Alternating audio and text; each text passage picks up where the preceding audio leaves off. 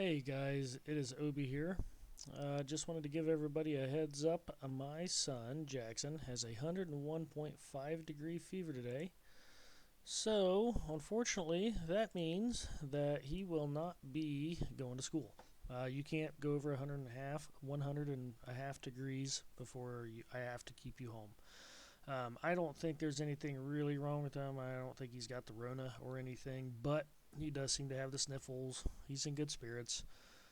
He's just tired and has a headache. So, having said that, I am not going to be able to be there today, unfortunately. But you guys don't get to get out of doing all your work, unfortunately. You still have to do stuff. So, today we're going to continue on taking some of the notes. We'll get about 2/3 of the way through them today, and we'll finish them up tomorrow, I do believe. So, having said that, here's what I will hope to see. The sub that is in there today, I will ask that he or she pauses this during the times that you guys need to take the notes. I will try to make sure that I make that I say to write this down, and so they know to stop. But most of you guys know, so if you need her to stop or him, just please ask. Um, Other than that, what I ask is, while I'm going through and talking about these parts, since I'm not there to really show them to you, I'm asking that you guys pick up the pieces and the parts that we're talking about and look at them on your tables. That would really help for me. It probably would be best if you guys are kind of in the groups that you tore the alternators apart to take the notes. Okay? So, having said that, before we get started, Ty, buddy, make sure you put your chin beard on. Got to get that thing up around your mouth today. Ty Lind, shut up. I know, okay, boomer, but still can't be talking. Ethan, seriously, shut up.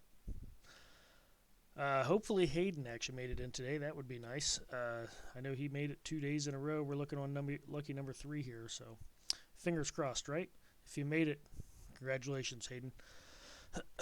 All right, so first things first, we're going to do a little bit of quick review from last week. So the first thing we talked about last week was the OAP, or the Overrunning Alternator Pulley, okay? So the Overrunning Alternator Pulley is a one-way clutch that allows the belt to apply power in only one direction, reduces belt noise, improves belt life, and improves fuel economy. It does this by doing a couple main things. Mainly, it's going to allow a lower engine idle speed, and it does this by allowing the belt or the alternator to freewheel in one direction only. So when the engine revs up, it forces the alternator to spin faster, but as the engine slows down, the alternator can actually coast. If you guys remember Obi's analogy of starting and stopping really fast in front of class, yep, that was pretty good, wasn't it? Thank God nobody got a video. Anyways, so that overrunning alternator pulley greatly reduces belt wear and improves belt life. And it's going to help improve fuel economy, which is wonderful. That's something we really want. No point in wasting our fuel, right? Unless you're rolling coal, then I guess by all means burn it. After that, we learned about these little guys, the drive-in housing and the rear-end frame housing. So specifically, the drive-in housing contains the ball bearing to support the rotor shaft and the fan.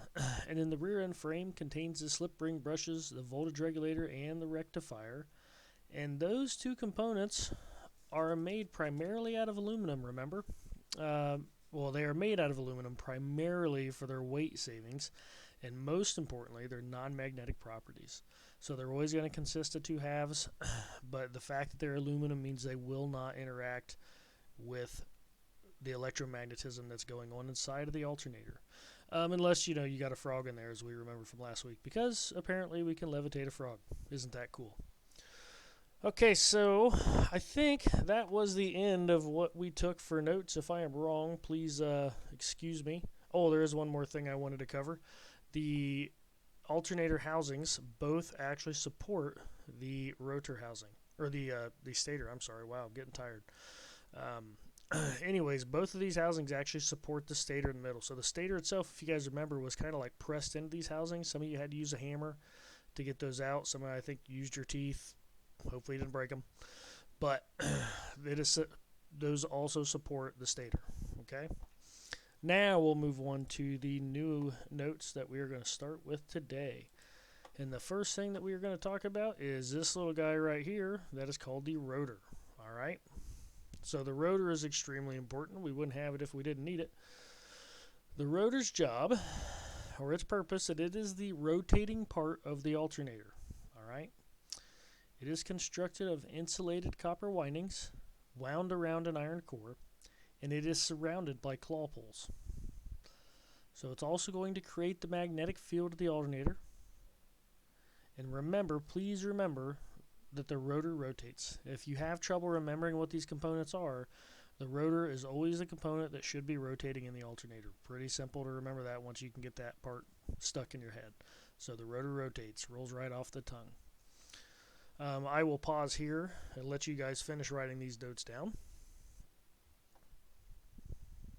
Okay, so after you guys have all of the notes wrote down, we're going to move on and we're going to look at how the rotor actually works, okay? So the rotor looks to some of you probably similar to the armature assembly in a starter motor. Does look somewhat like it, however there's going to be a lot of key differences, okay? They functionally operate just about as far apart as you can. The only thing that's similar is the electromagnets. So specifically on the rotor in an alternator, our windings, which are these circular looking lines, the windings are actually wound circularly around the rotor shaft, okay? If you guys remember back to the motors, the electric motors, they are actually wound sideways and they're concentrically around it. So there's a series of circular windings around the circumference. This is definitely a lot different. And by the way, I hope you guys are holding yours up and looking at it because it makes a lot more sense when you're actually seeing yours. So those windings are actually what we are going to apply voltage to in an alternator to generate the electromagnetic force that is going to induce the charge in the stator, okay, which we haven't talked about yet. We'll talk about it here in a little bit. But what's going to happen is we're going to create that electromagnetic charge, and that is going to actually interact with the electromagnets or the electric coils on the stator. Okay. So the next thing I want to talk about is these, which is the claw poles, okay? So we can see them right down here. There's a little piece here, and there's a little piece here, and here, and here, and yada, yada, yada. So the claw poles are very important. They are heavy gauge metal plates bent over the winding that orient the magnetic force, okay? And they actually have a really important purpose, okay? I'll pause here, let you guys write that down.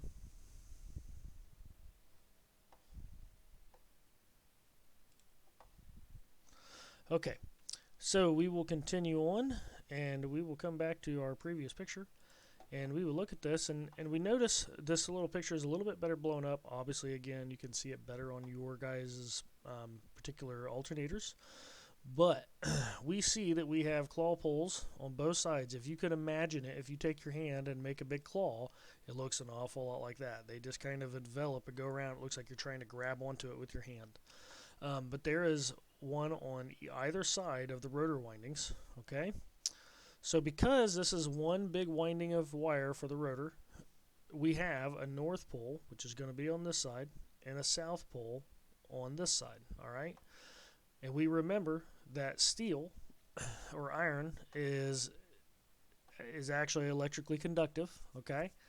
And when we put it into a magnetic field, it will actually become magnetic. So what we're actually doing with the claw poles is we are actually reorienting the lines of magnetic force.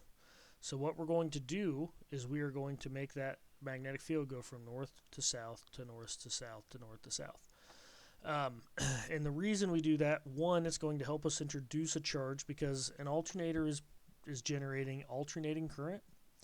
And the whole purpose of an alternator is because we can produce alternating current, we will then convert that into direct current, which is what the vehicle can use.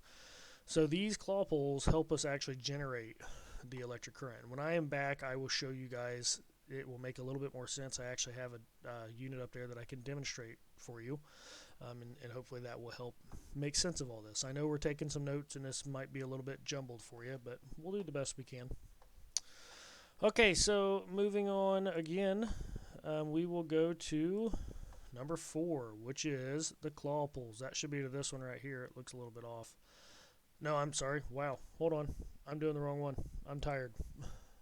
Let's try it again. Number 5, the slip rings. That's right here. So these two components right here are the slip rings, okay? So our slip rings provide a connection from the voltage regulator to the rotor windings.